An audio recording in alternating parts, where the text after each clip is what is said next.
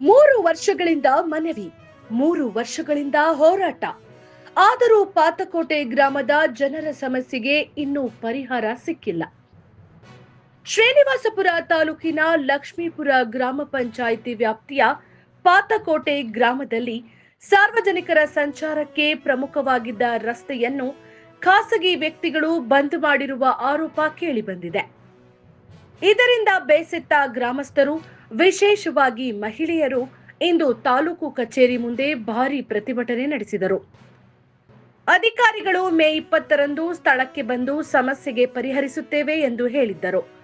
ಆದರೆ ಯಾರೂ ಬರಲಿಲ್ಲ ಎಂದು ಮಹಿಳೆಯರು ಆಕ್ರೋಶ ವ್ಯಕ್ತಪಡಿಸಿದರು. ಗ್ರಾಮದ ಮುಖ್ಯ ರಸ್ತೆ ಬಂದ್ ಆಗಿರುವುದರಿಂದ ಜನರು ಪ್ರತಿದಿನ ಸಂಕಷ್ಟ ಅನುಭವಿಸುತ್ತಿದ್ದಾರೆ.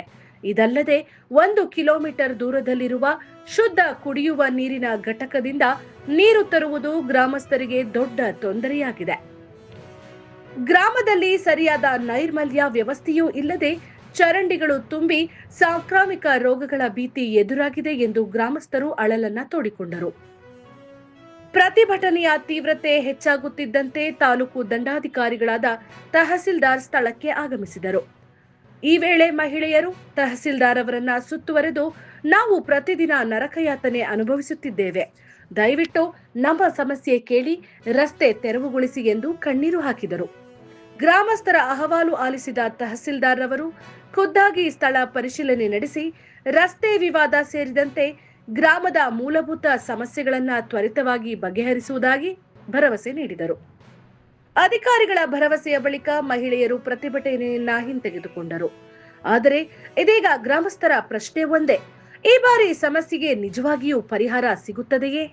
ಕಾದು ನೋಡಬೇಕಾಗಿದೆ. ಚಂದ್ರಕಲಾ, ನಮ್ಮೂರು ಪಾತಕೋಟೆ, ಲಕ್ಷ್ಮೀಪುರ ಪಂಚಾಯತಿ. ನಮ್ದು ಪಂಚಾಯತಿನಲ್ಲಿ ನಮ್ಮ ಪಾತಕೋಟೆಗೆ ರೋಡ್ ಇಲ್ಲ ಸರ್. ತುಂಬಾ ಪ್ರಾಬ್ಲಮ್ ಆಗಿದೆ. ಮಳೆ ಬಂದ್ರೆ ಕಷ್ಟ ಆಗ್ತಾ ಇದೆ, ಓಡಾಡಕ್ ಅನುಕೂಲ ಇಲ್ಲ.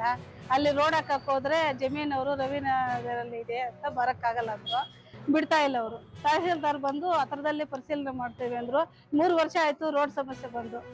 ನಾವು ಹೆಣ್ಮಕ್ಳು ತಿರುಗ್ತಾನೆ ಇದ್ದೀವಿ, ಕೂಲಿ ಮಾಡೋರು ಡೈಲಿ ಮಕ್ಕಳು ನೋಡ್ಸ್ಕೊಂಡವ್ರು. ನಮ್ಗೆ ತುಂಬಾ ವ್ಯಾನ್ ಇಲ್ಲ, ಮಕ್ಕಳಿಗೆ ನೋಡಿ ತುಂಬಾ ಕಷ್ಟ ಆಗ್ಬಿದೆ. ಮಕ್ಕಳನ್ನೆಲ್ಲ ಕರ್ಕೊಂಡ್ ಬಂದಿದೀವಿ, ತುಂಬಾ ಪ್ರಾಬ್ಲಮ್ ಆಗಿದೆ. ನಮ್ಮೂರಲ್ಲಿ ಫಿಲ್ಟರ್ ಮಿಷಿನ್ ಇಲ್ಲ, ದೂರ ಇದೆ, 1 ಕಿಲೋಮೀಟರ್ ಇದೆ. ಮಕ್ಕಳು ವಯಸ್ಸಾದವರು ಹಿಡ್ಕೊ ಬರಕ್ಕೆ ಆಗ್ತಾ ಇಲ್ಲ.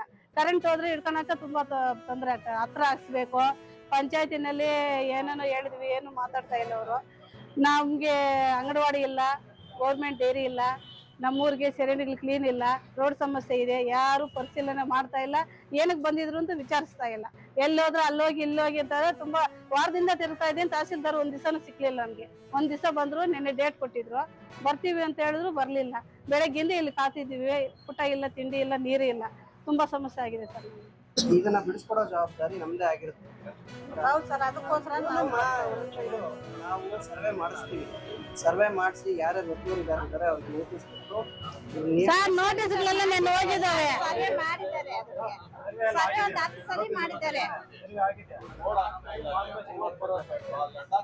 ಬಂದಿದ್ದಾರೆ, ನೋಡ್ಕೊಂಡು ಬರ್ತಿದ್ದಾರೆ.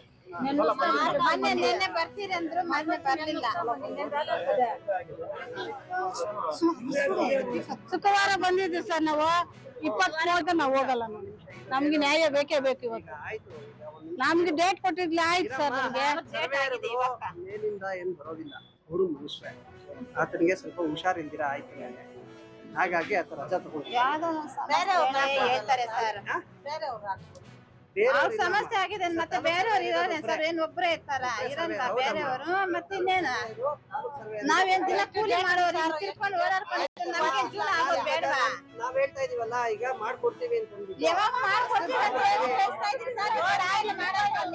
ಎಕ್ಸ್ಪೆಕ್ಟ್ ಆಗಿದೆ ನಾವು ಬಂದಾಗ ಎಲ್ಲಾನು. 20 ವರ್ಷದಿಂದ ನಮ್ಮ ಮನೆಯಲ್ಲಿ ಗಂಡಸರು ಓಡಾಡ್ಕೊಂಡು ಇದ್ದಾರೆ, ಬರ್ತಾ ಇಲ್ಲ ನೀವು. ಅದಕ್ಕೆ ಗಂಡಸರು ಮರ್ಯಾದೆ ಕೊಟ್ಟಿಲ್ಲ. ನೀವು ಒಂದು ಸಲ ಆಗಿದ್ದೀವಿ, ನಾವು ಹೋಗಲ್ಲ, ತಹಸೀಲ್ದಾರ್ ಬರೋವರೆಗೂ ನಾವು ಹೋಗಲ್ಲ. ನಮ್ಗೆ ಬಂದ್ ಮಾಡ್ಕೊಳ್ರಿ. ಸ್ವಲ್ಪ ಯಾವಾಗೂ ಕರೆಕ್ಟ್ ಆಗಿರುತ್ತೆ ಅಂತ ಹೇಳೋದಕ್ಕಾಗುತ್ತೆ ನಮ್ಮ. ಹಾ, ಮತ್ತೆ ನಾವೇನ್ ಮಾಡೋದು ಹೇಳು? ನೆನ್ನೆ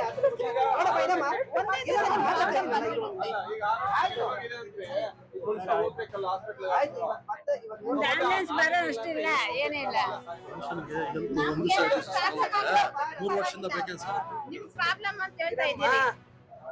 ಇದು ಸ್ವಲ್ಪ ಹೊತ್ತು. ಹೇಳಿ ಸರ್. ನೀನ್ ಮನುಷ್ಯ ಅಲ್ವಾ ಹೇಳು. ಮನುಷ್ಯರು ನಮ್ಗೆ ಮತ್ತೆ ನಿನಗೆ problem ಪ್ರಾಬ್ಲಮ್ ಆದ್ರೆ ಇರುತ್ತೆ. ನಮ್ಗೆ 20 ವರ್ಷ problem ಇರೋದು ನಿಮ್ಗೆ ಗೊತ್ತಾಗಿಲ್ವಾ? ಆಯ್ತಮ್ಮ ನಮ್ಮ ಮಕ್ಕಳೆಲ್ಲ ಕರ್ಕೊಂಡ್ ಅದಕ್ಕೆ ಬೆಳಗ್ಗೆ ಮನೇಲಿ ಊಟ ನೋಟಿಸ್ ನೀರು ಕೊಟ್ಟಿದ್ದು ಇಲ್ದಿರ ಇದ್ದೀರಿ. ನೋಟಿಸ್ ಕೊಟ್ಟಿದ್ದು ಹೇಳಿ ಸರ್, ನಿಮ್ಗೆ ಏನ್ ಬರುತ್ತೆ ಅದ್ ಮಾಡ್ತಾ ಇದ್ದೀರಿ. ಮಾಡ್ಕೊಡ್ತೀವಿ ಅಂತ ಅಂದ್ಬಿಟ್ಟು ಹೇಳ್ತಾ ಇದೀವಲ್ಲ ಈಗ. ಮನೇಲಿ ಬಂದಾಗ ನಾನು ಹಂಗೆ ಹೇಳ್ ಕಳ್ಸಿದ್ದೆ ಸರ್. ಮತ್ತೆ ನಾವ್ ಇದ್ದೀವಲ್ಲ.